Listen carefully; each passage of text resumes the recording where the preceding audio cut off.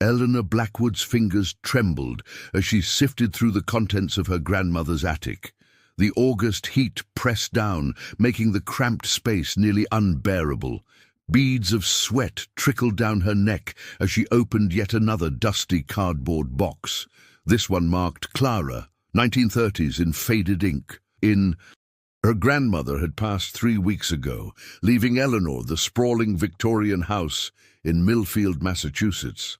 A house filled with 93 years of memories, secrets, and apparently endless boxes.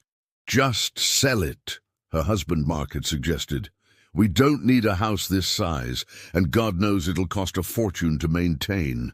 But Eleanor couldn't bring herself to list the property without first combing through her grandmother's belongings. Clara Blackwood had been a meticulous collector, documenting family history with an archivist's precision. Inside the box, Eleanor found a leather-bound photo album.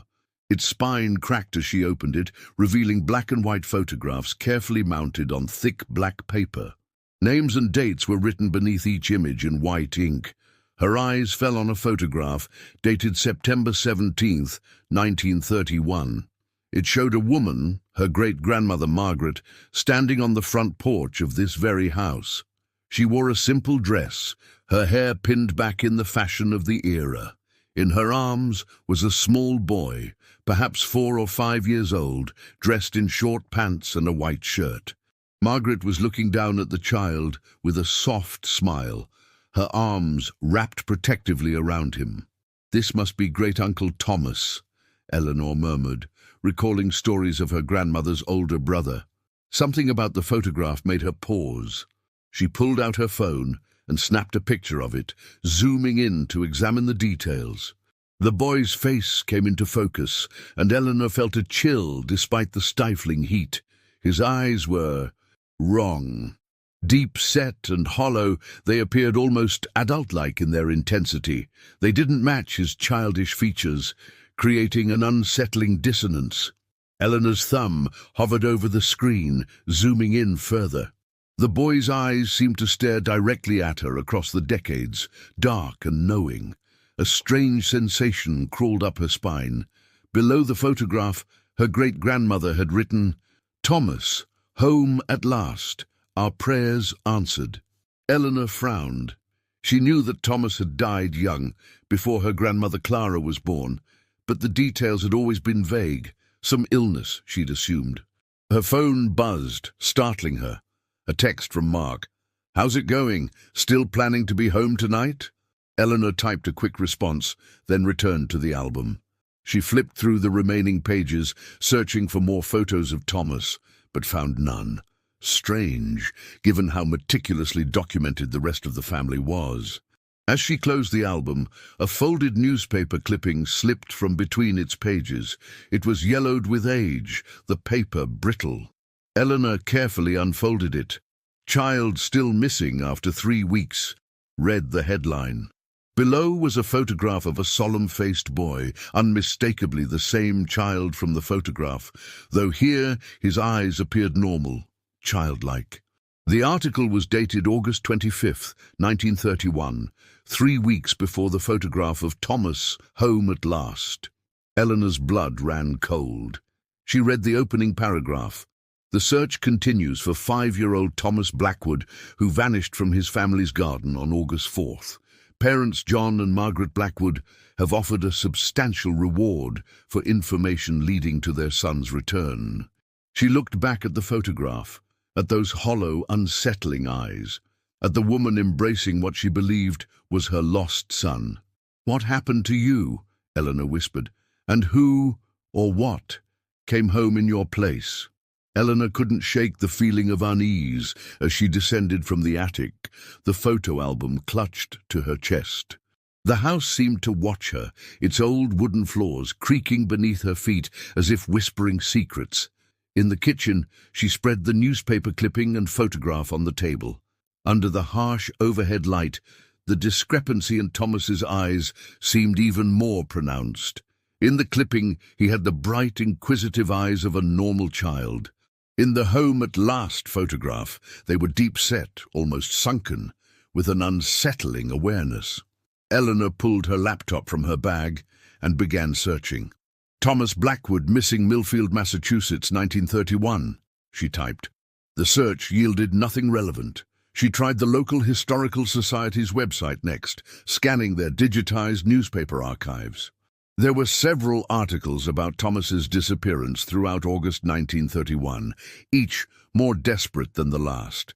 Then, on September 18th, a small headline, "Missing Boy Returns Home." The brief article stated that Thomas Blackwood had been found wandering in the woods near Lake Morrison, 3 miles from home. He was described as disoriented but unharmed and unable to account for his 3-week absence. Nothing in the article suggested anything unusual about his return, yet Margaret's private notation, "Our prayers answered," carried a weight of relief that seemed almost excessive. Eleanor closed her laptop and walked to the study where her grandmother had kept family records. The mahogany desk contained neatly labeled folders of birth certificates, death certificates, and correspondence. In the bottom drawer, she found a small leather-bound book with no label. It was a journal, the handwriting matching the white ink annotations in the photo album, Margaret's journal. Eleanor settled into the worn leather chair and began to read. September 17th, 1931. Thomas has returned to us today, found in the woods by Miller's Creek. John spotted him while searching with the volunteers. Thomas was simply standing there, staring at the water. He didn't run to John or cry out. When John called his name, Thomas turned slowly and said, "Father," not Papa as he always has. He allowed John to carry him home, but remained silent on the journey. He seems changed, but the doctor says this is to be expected after such an ordeal. Thomas cannot, or will not, tell us where he has been these 3 weeks. When I asked if someone had taken him, he looked at me with such strange emptiness and said, "No one takes, one gives." I don't understand what he means. He doesn't cry anymore. Before he was such a sensitive child, tears coming easily. Now he watches, always watching. At supper he held his spoon incorrectly, as if he'd forgotten how to use it. When I corrected him, he adjusted his grip with such deliberate precision. I should only feel gratitude for his return. Why then does this unease persist? John says I'm being foolish, that trauma affects children in unpredictable ways. Thomas is home. That's all that matters. Eleanor turned the page, her heart racing. September 18th, 1931. Thomas doesn't sleep. I woke at 3 a.m. and found him standing at the window, staring at the moon. When I asked what he was doing, he said, "Remembering." When I asked what he was remembering, he turned those hollow eyes to me and said, "The before." I urged him back to bed. He went obediently but didn't close his eyes. He lay there, staring at the ceiling until dawn. The dog won't go near him. Rusty, who adored Thomas, who slept at the foot of his bed every night since he was a baby, now growls when Thomas approaches. This morning, when Thomas reached to pet him, Rusty snapped, "I've never seen him bare his teeth at any of us before. John says I'm imagining problems. Our boy is home. Isn't that what we prayed for? But I cannot shake this feeling. This is not my Thomas. Whatever came back from those woods wears my son's face, but behind those eyes is something other." Eleanor closed the journal, her hands shaking. Outside, the sun had set, casting the study into shadow. She reached for the lamp, suddenly desperate for light. Night fell over the old house, bringing with it an oppressive silence that seemed to amplify every creak and groan of the aging structure. Eleanor had moved to the living room, spreading Margaret's journal, the photographs and newspaper clippings across the coffee table. She'd found more entries, each more disturbing than the last. September 21st, 1931. Thomas spoke of the others today. When I asked who he meant, he pointed to the woods and said, "The hollow ones. They're waiting." I told John, but he dismissed it as an overactive imagination, a child's way of processing trauma. But Thomas never had such morbid fantasies before. Eleanor's phone rang, making her jump.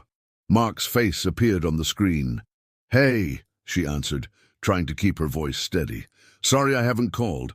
I got caught up in some family history. You're not coming home tonight, are you?" Mark sounded resigned rather than angry. "I know.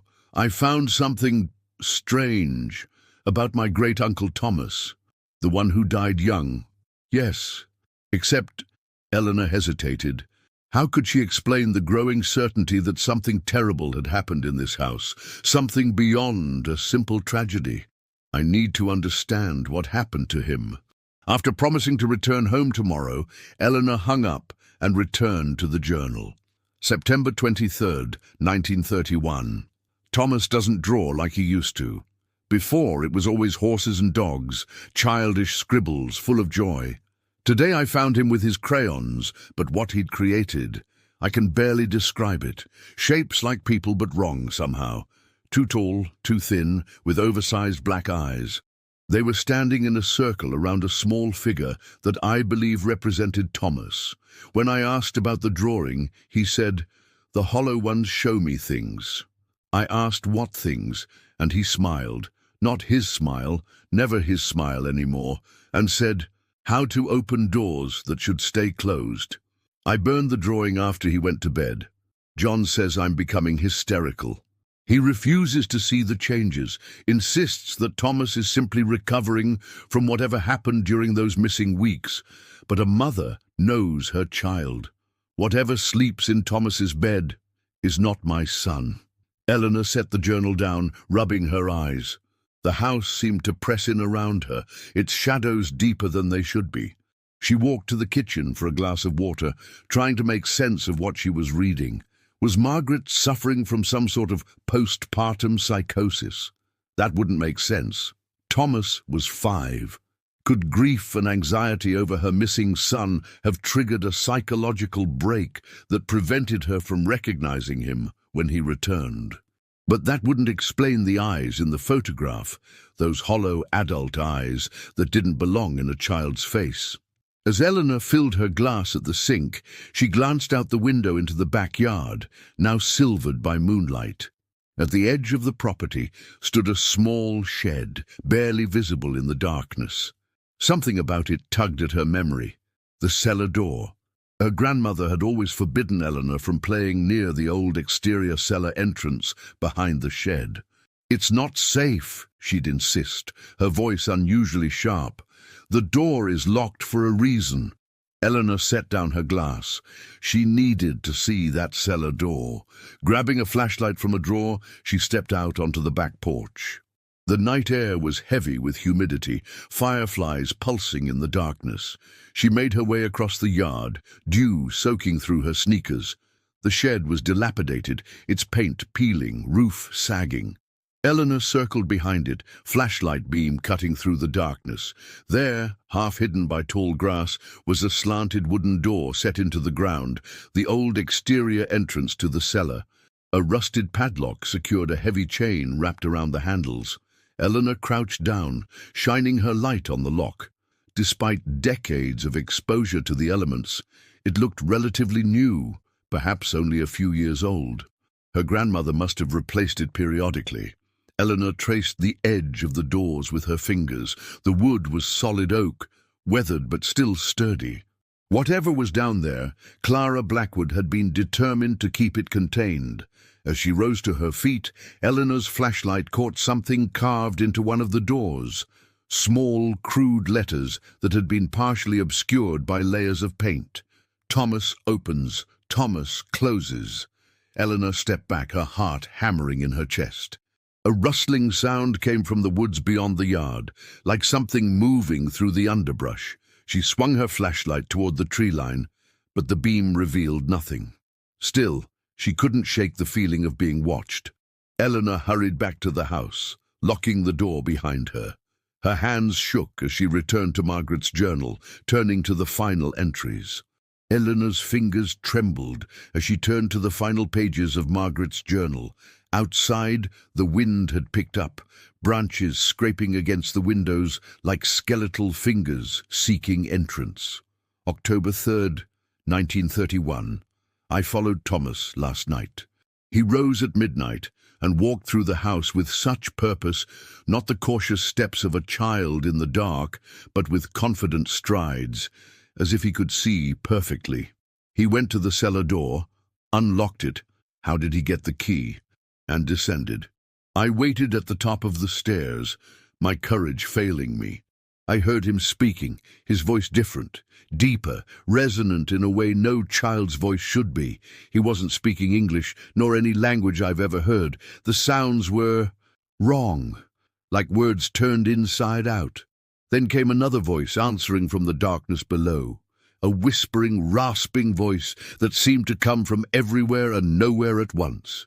I fled back to my bedroom and pretended to sleep when Thomas returned an hour later. John still refuses to see. When I tried to show him how Thomas's eyes have changed, he accused me of inventing problems, said I should be grateful our son was returned to us. Some mothers never get their children back, he said, as if I don't know that. As if I don't sometimes think those mothers are the fortunate ones. Eleanor paused, a chill running down her spine despite the summer heat. She turned the page. October 5th, 1931. I found the ritual. Thomas had hidden it beneath the floorboards in his room, pages of strange symbols and text in that same twisted language he spoke in the cellar. But there were English notes in the margins, written in a child's unsteady hand. The hollow ones come through the door when invited. A trade must be made, a vessel emptied, a vessel filled. The door swings both ways, but only Thomas opens, only Thomas closes. The implications are too horrible to contemplate.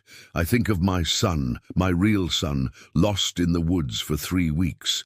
Was he alone? Frightened? Or was something with him, something that emptied him out to make room for... What? I confronted Thomas today. I showed him the pages and demanded the truth.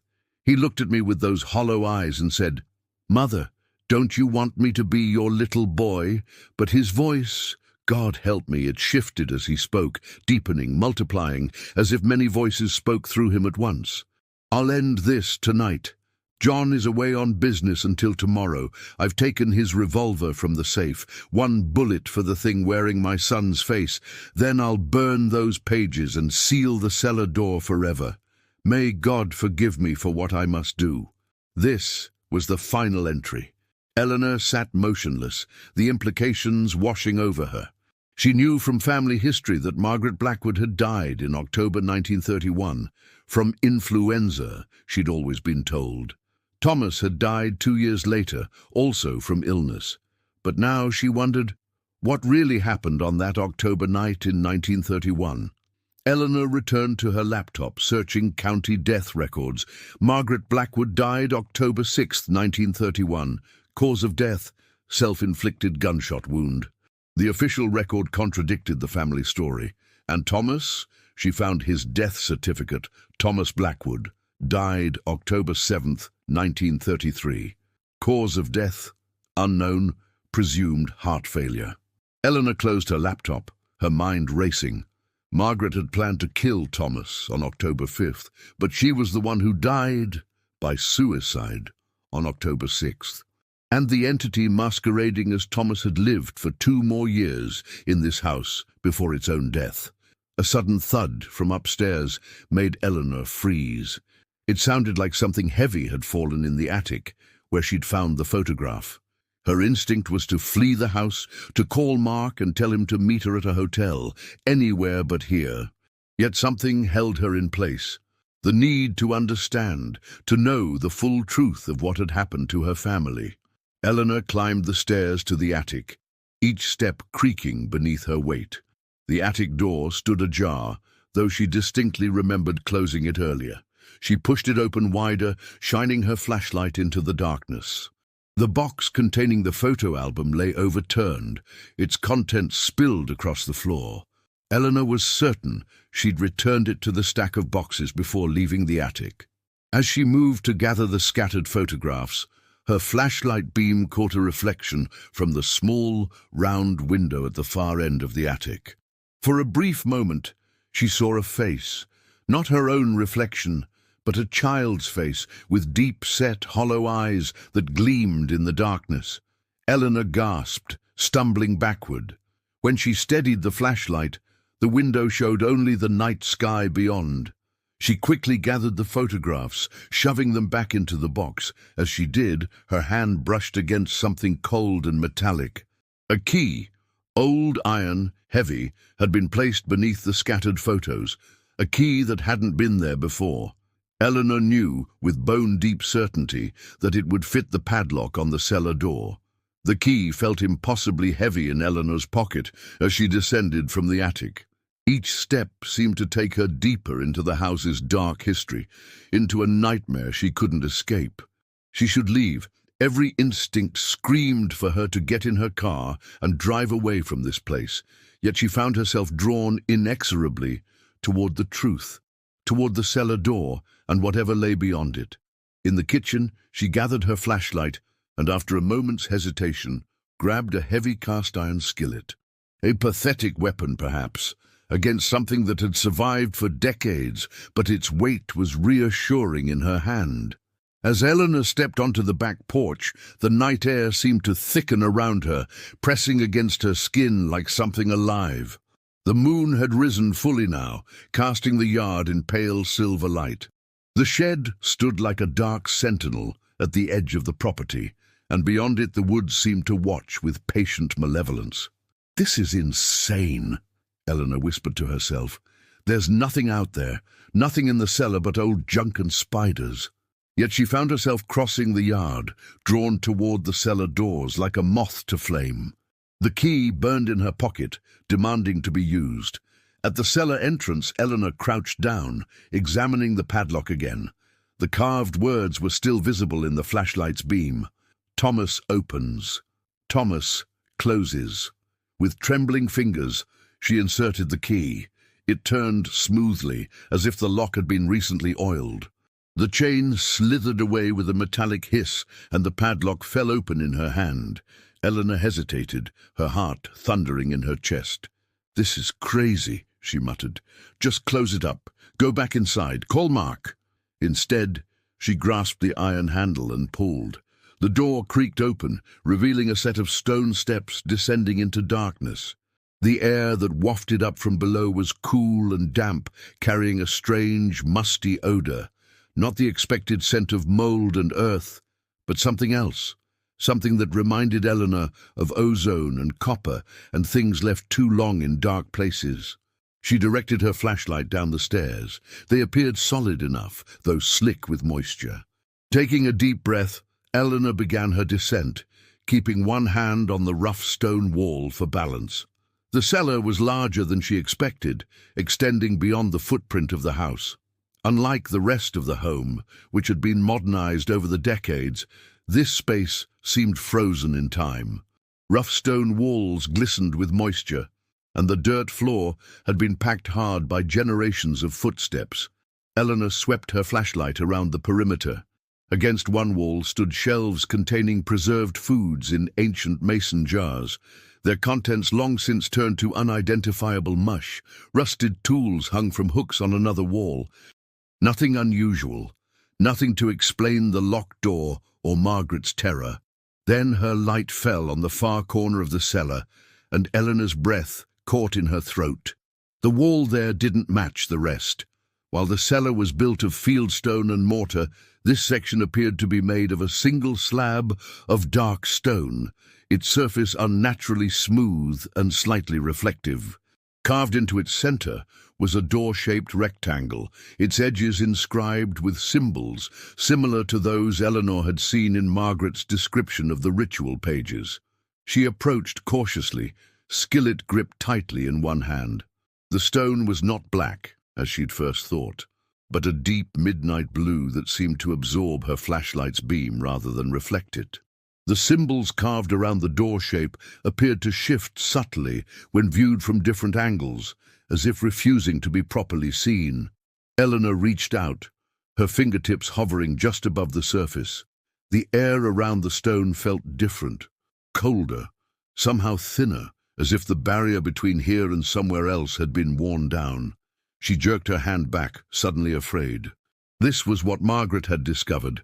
This was what Thomas had been visiting in the night. A door that wasn't really a door. A passage to... where? The Hollow Ones, Eleanor whispered, recalling Margaret's journal. They're waiting. As if in response, a sound came from behind the stone, a soft, sliding noise like something large moving through confined space. Then a tapping, gentle but insistent, from the other side of the knot door. Eleanor backed away, her heel catching on an uneven patch of floor. She stumbled, the flashlight flying from her grasp. It hit the ground with a crack, plunging the cellar into darkness. In the sudden blackness, Eleanor became aware of a faint luminescence emanating from the carved doorway. The symbols were beginning to glow with a pale blue light, pulsing gently like a heartbeat. The tapping grew more insistent. Eleanor scrambled for the flashlight, fingers scrabbling in the dirt. When she found it and clicked the switch, nothing happened.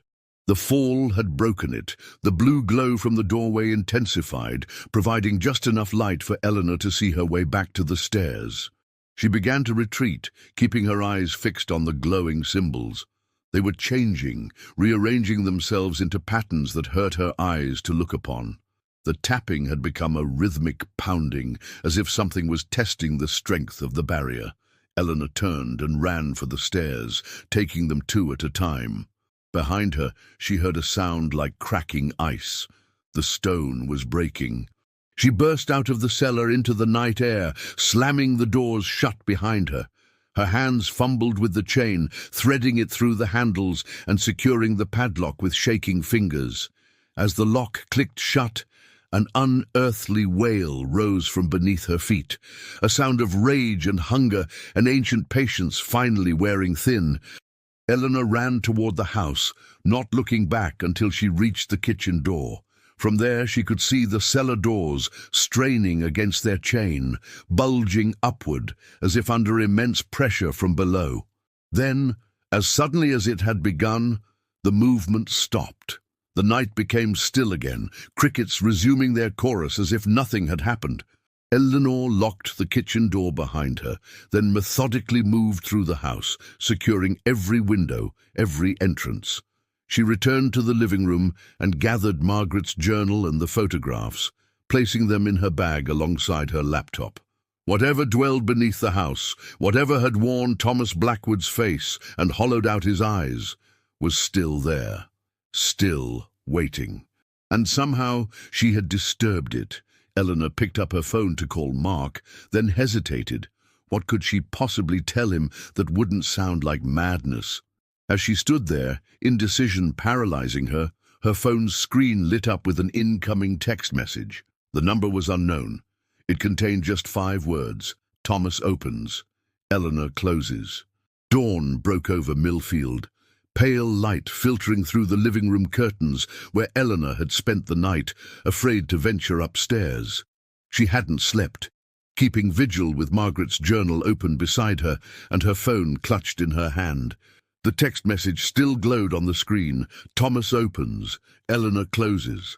No further messages had come, and the house had remained silent, but Eleanor couldn't shake the feeling of being watched, of something waiting with inhuman patience. She needed answers, and not just from the fragmentary account in Margaret's journal. If Thomas had lived for 2 years after Margaret's suicide, someone else must have known about him, about what he had become. And if the entity had died in 1933, what had happened to seal the doorway? Eleanor picked up her phone and called the one person who might have more pieces of the puzzle. "Aunt Judith, it's Eleanor. I need to ask you about Great-Uncle Thomas." Judith Blackwood Pierce was Clara's younger sister, now in her 80s and living in a retirement community 30 miles away. She had been born in 1935, 2 years after Thomas's death, but family stories often carried through generations. "Thomas?" Aunt Judith's voice crackled over the line. "Why on earth are you asking about him?" "I found some things in Grandmother's attic. Photographs, a journal belonging to Margaret." A long silence followed. "I see," Judith finally said, her voice suddenly tense. "What exactly did you find, Eleanor?" Eleanor hesitated, unsure how much to reveal. The journal suggests that something happened to Thomas when he went missing in 1931, that he came back different. Another lengthy pause. You shouldn't be in that house alone, Eleanor. Judith's voice had dropped to almost a whisper. Clara should have sold it years ago, but she insisted on being its keeper, said it was her responsibility. What do you mean, its keeper? What was she keeping? I'll tell you what I know, but not over the phone. Come see me today, now, if you can. Eleanor glanced toward the window, where morning light made the world seem normal again. All right, I'll be there in an hour. Eleanor, Judith added before hanging up, don't go into the cellar. The warning sent a chill through her. I already did, she admitted. Judith's sharp intake of breath was audible. Then hurry. Ridgewood Senior Living was a modern, sprawling complex surrounded by manicured gardens.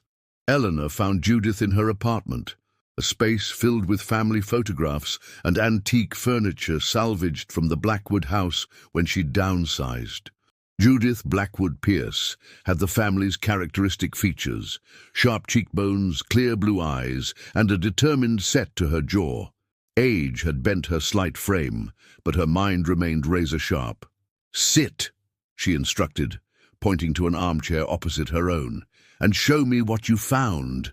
Eleanor placed Margaret's journal and the photographs on the coffee table between them. Judith reached for the photograph of Margaret holding Thomas, her hands trembling slightly. The hollow eyes, she murmured. Clara showed me this once when I was very young. She said it was proof that evil could wear a beloved face. What happened to Thomas? Eleanor asked. The real Thomas. Judith set the photograph down carefully. No one knows for certain.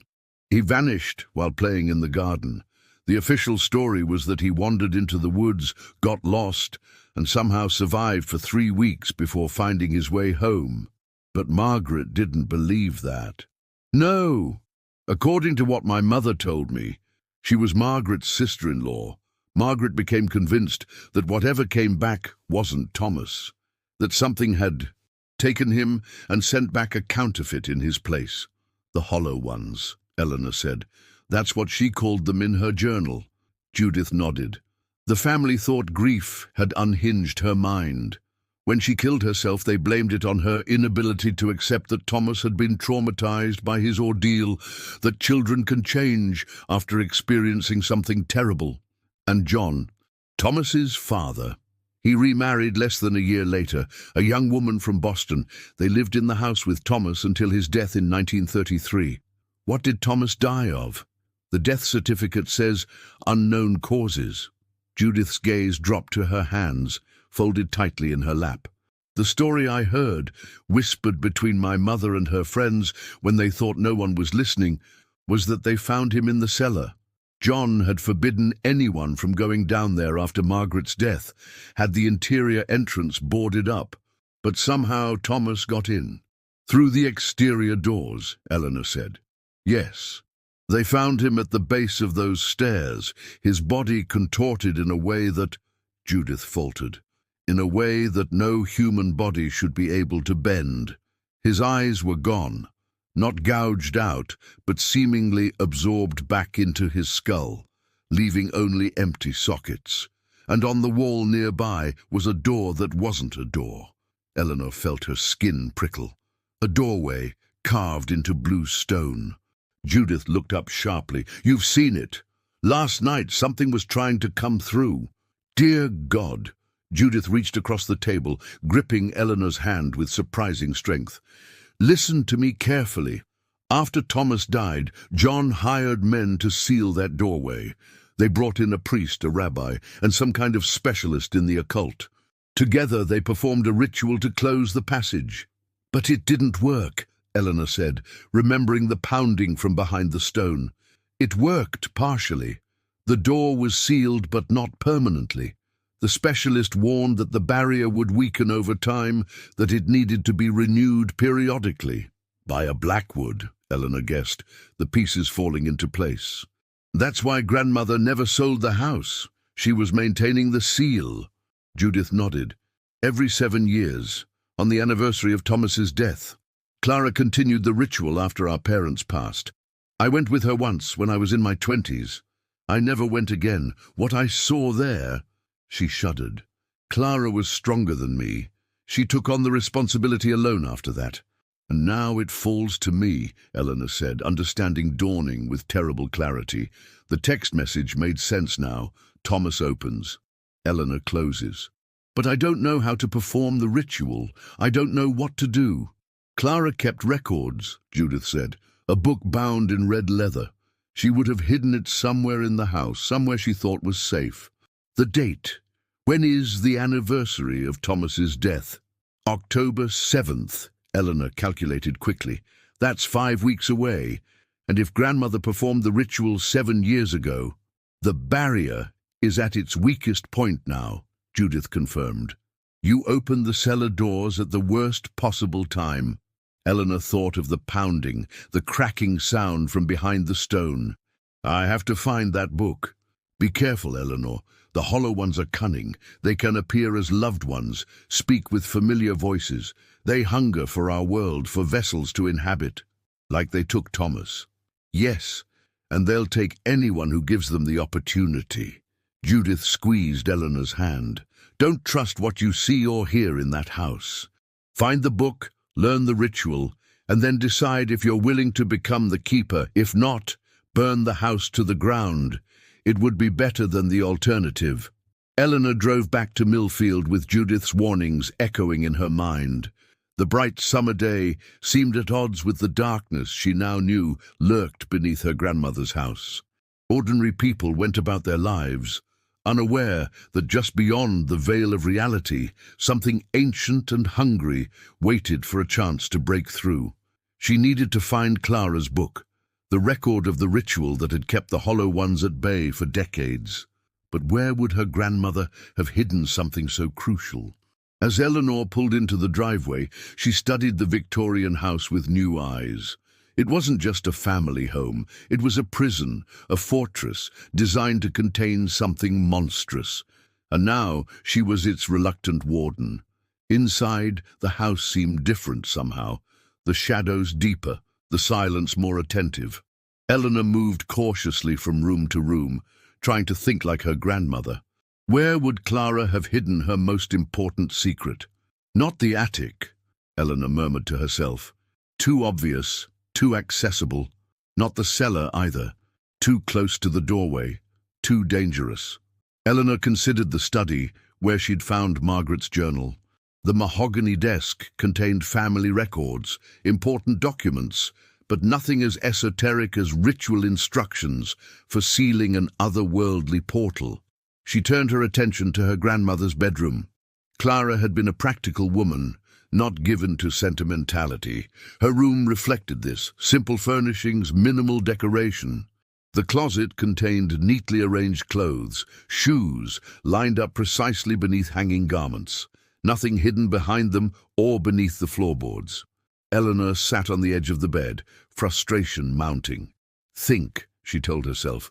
Where would she keep something she needed to access only once every 7 years? Her gaze fell on the bedside table, where a worn Bible lay.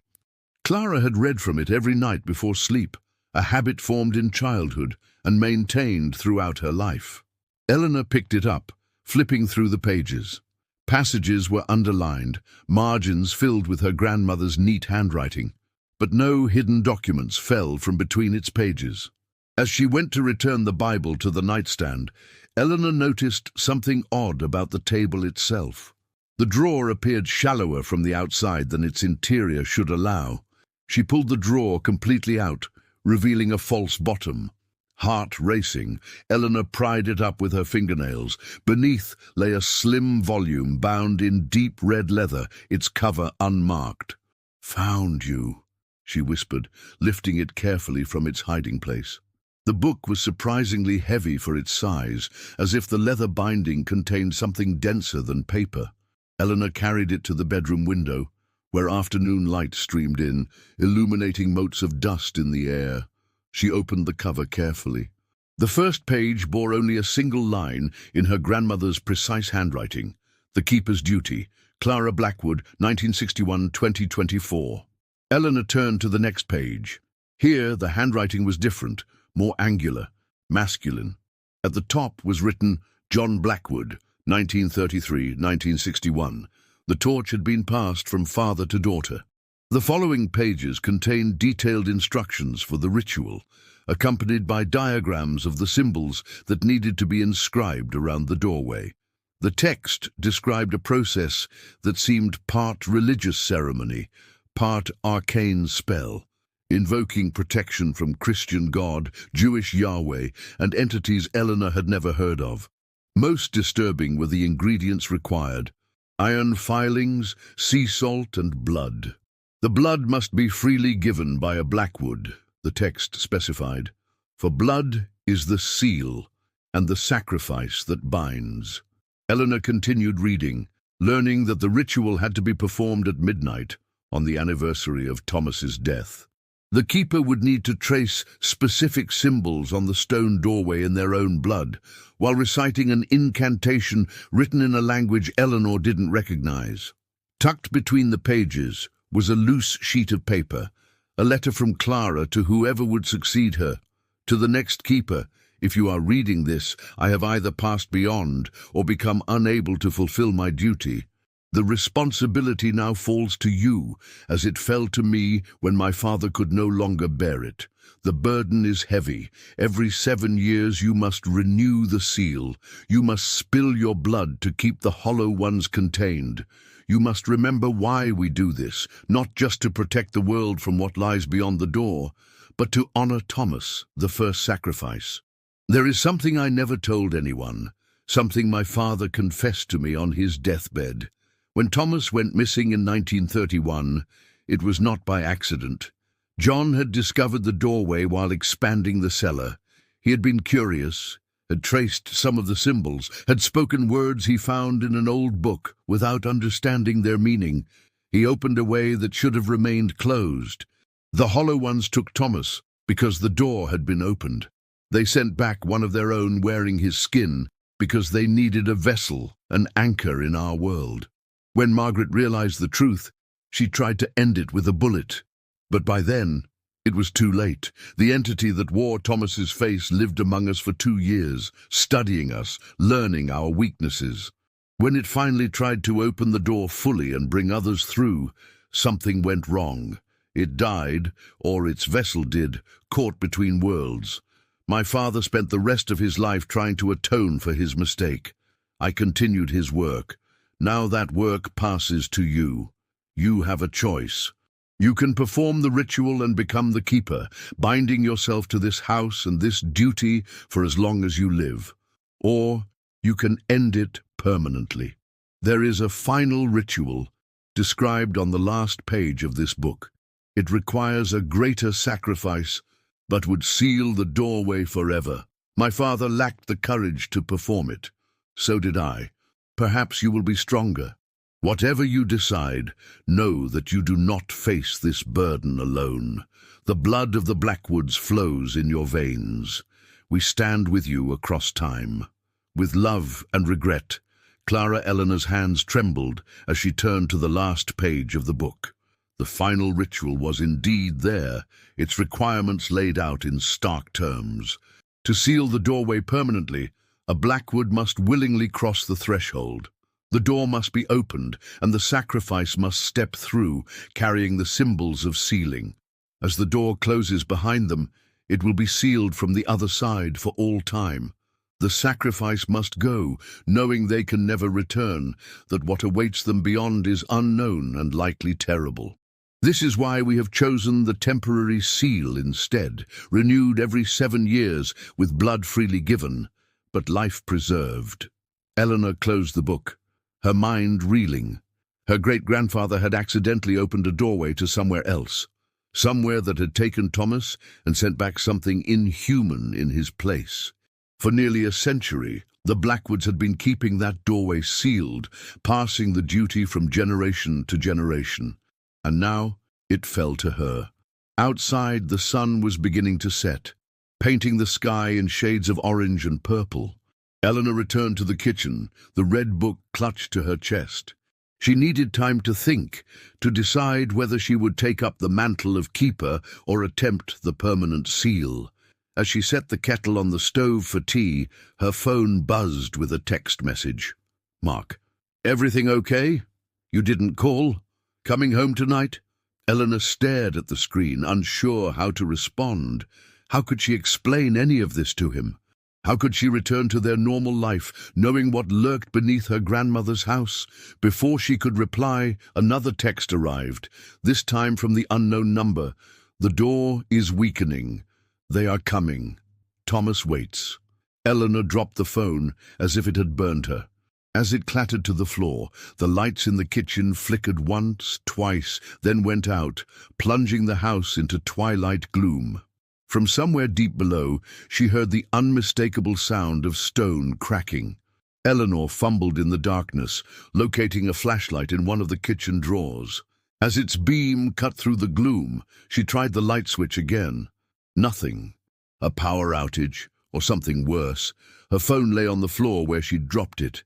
Eleanor picked it up, finding the screen cracked but still functional. She quickly texted Mark. Something's wrong with the house. Power's out. Staying at a hotel tonight. We'll call tomorrow.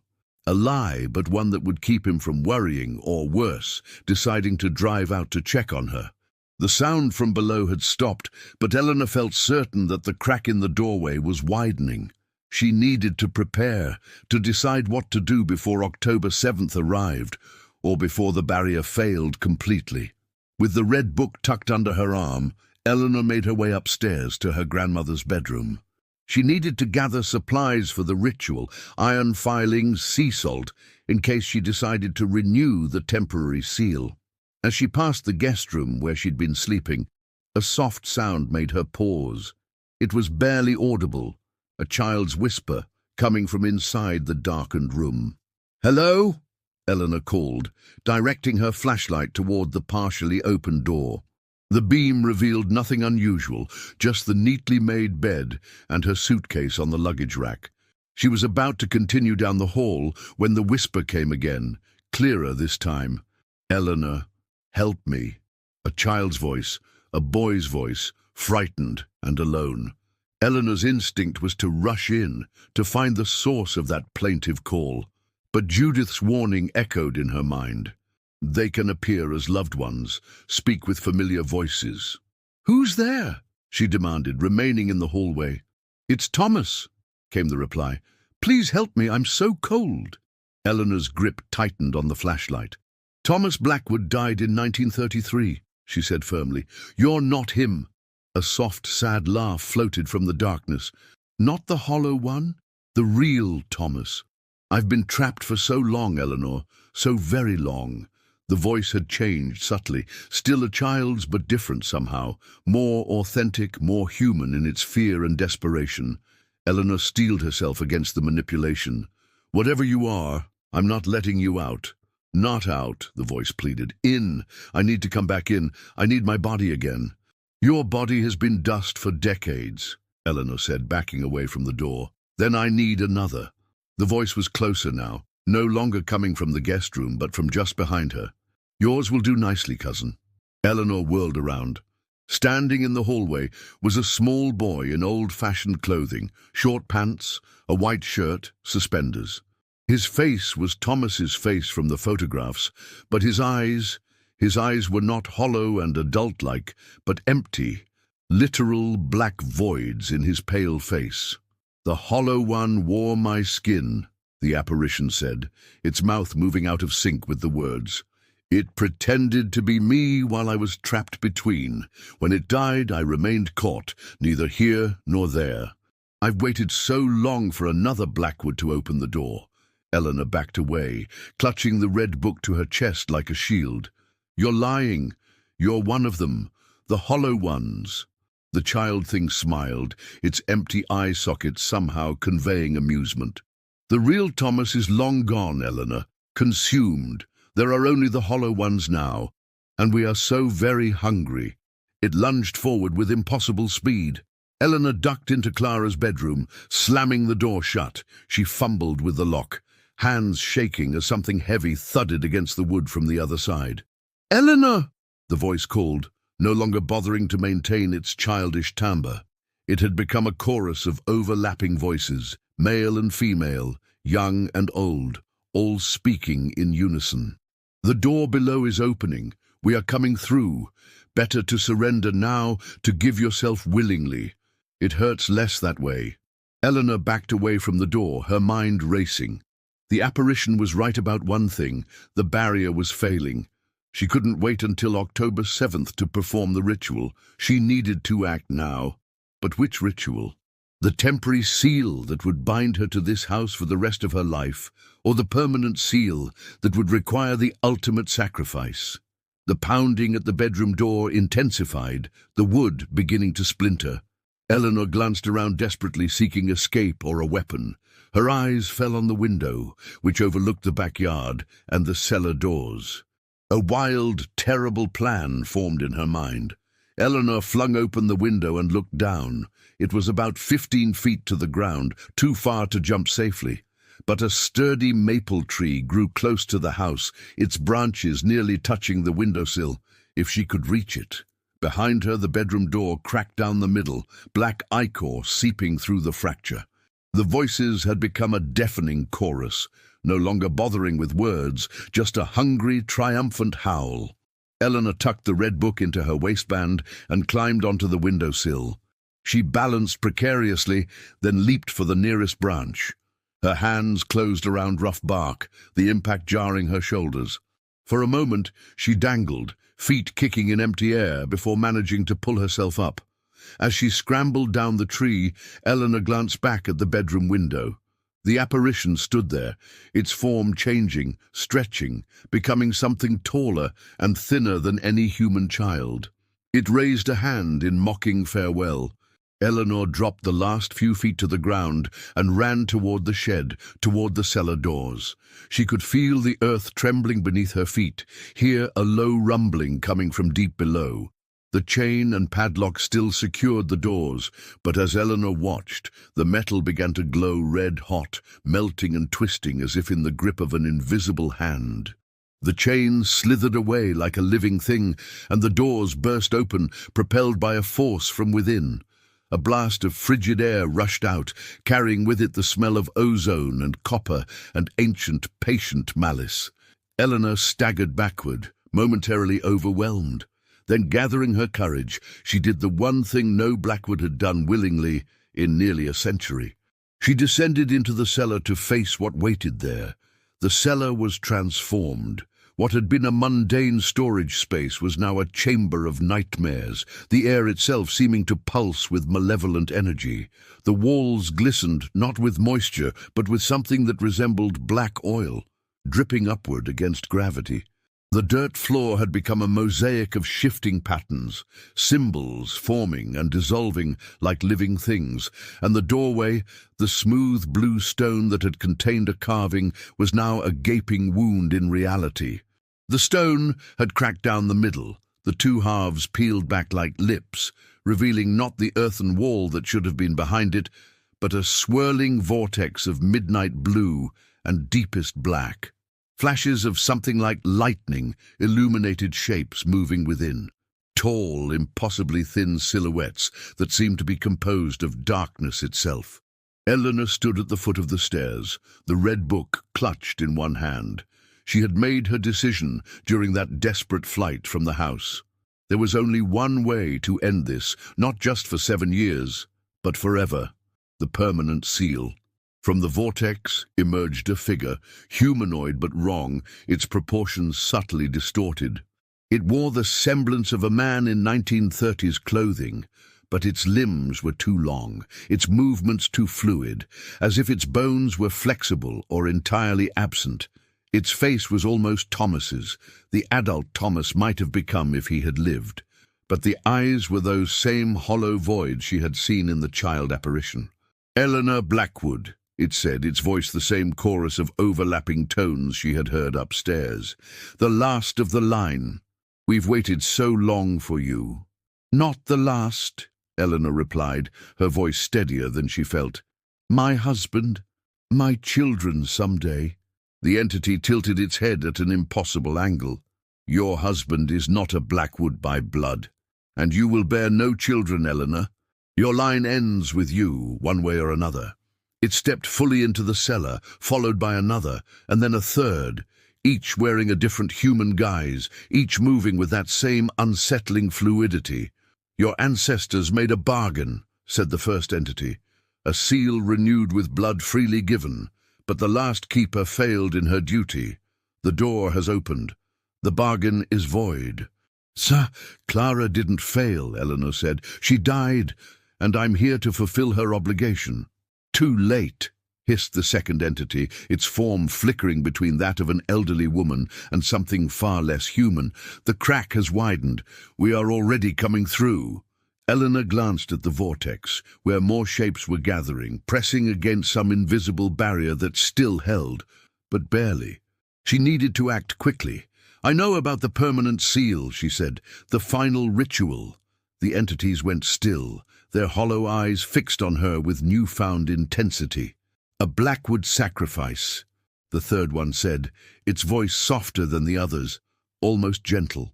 Crossing the threshold willingly, sealing the door from our side.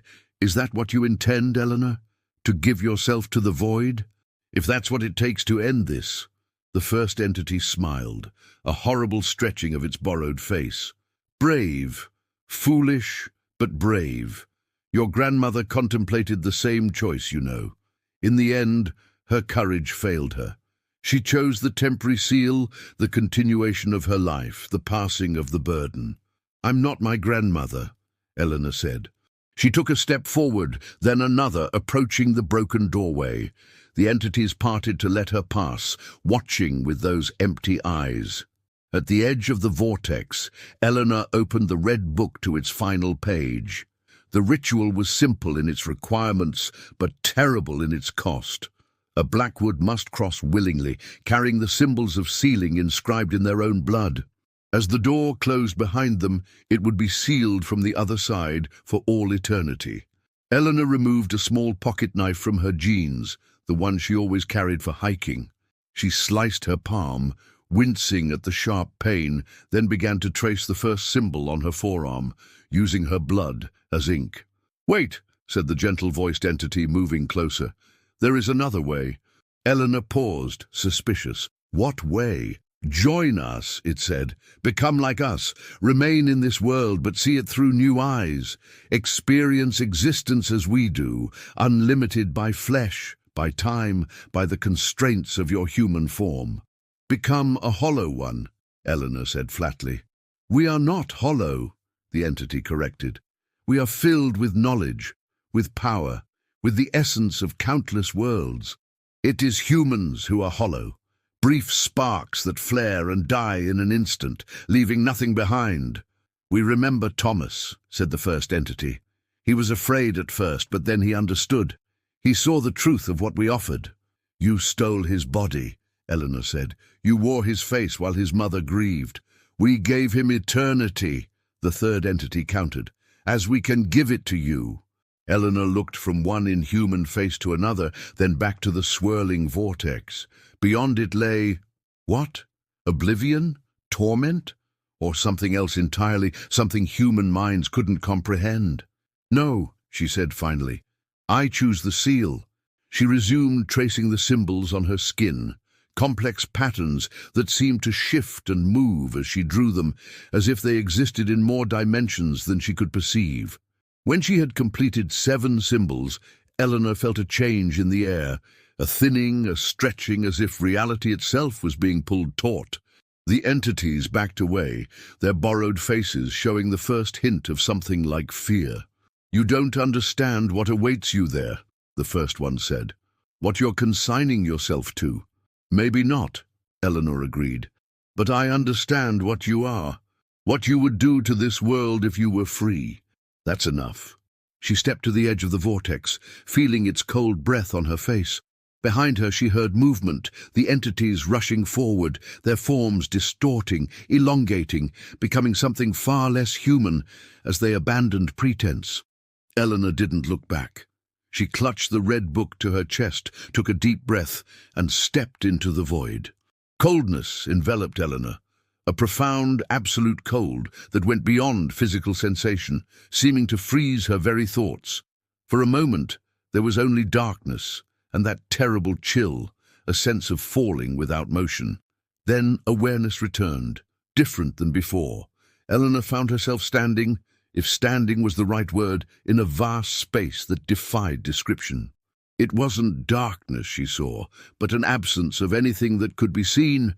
It wasn't silence she heard, but the negation of sound itself. Yet somehow, she perceived, she knew she still existed, still possessed some form of consciousness, though her body felt remote, abstract, more concept than flesh. "Hello?" Eleanor tried to speak, but no sound emerged. Instead, her intention radiated outward like ripples in water. Response came not as words, but as a shift in the not space around her. Presences gathered, entities similar to those she had faced in the cellar, but here, in their native realm, they appeared vastly different.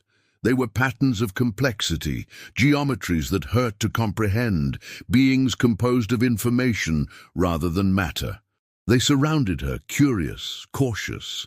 Eleanor sensed no immediate hostility, just an alien interest, like scientists examining an unexpected specimen. "You have closed the door."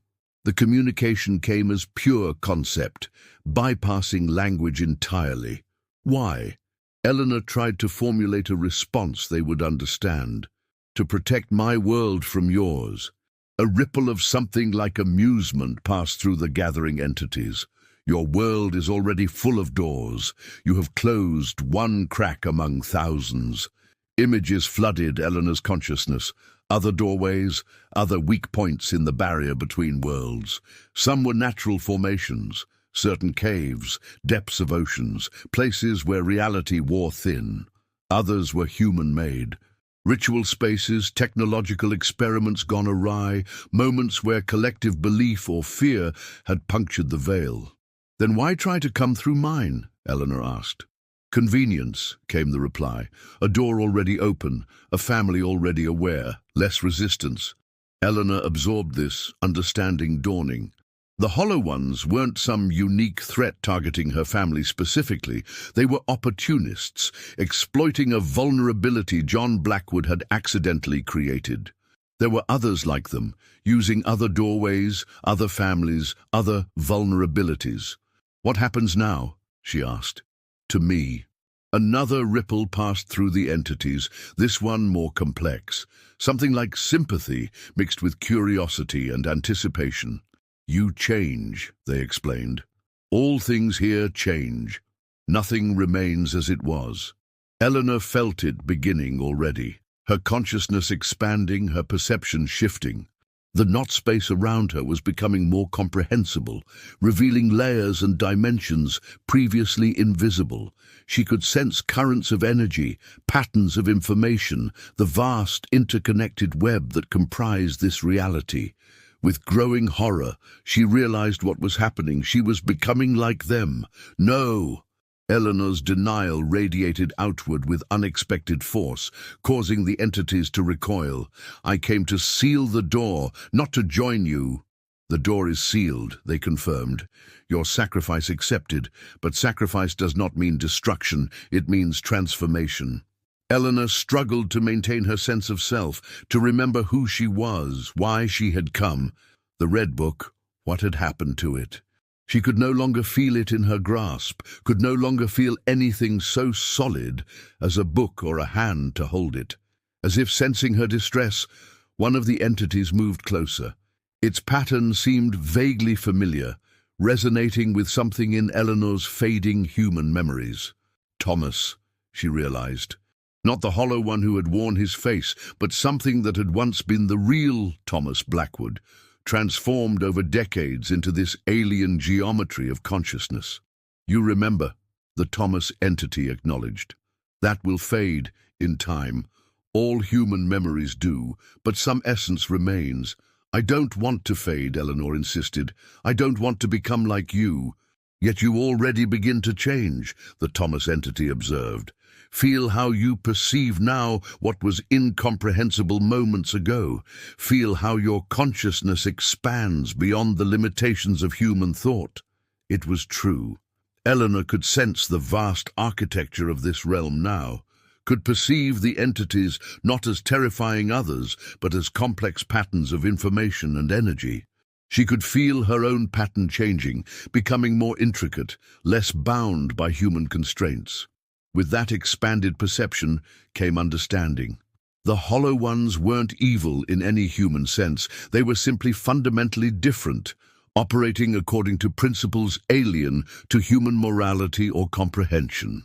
Their desire to enter the human world wasn't malicious but instinctual, like water flowing downhill.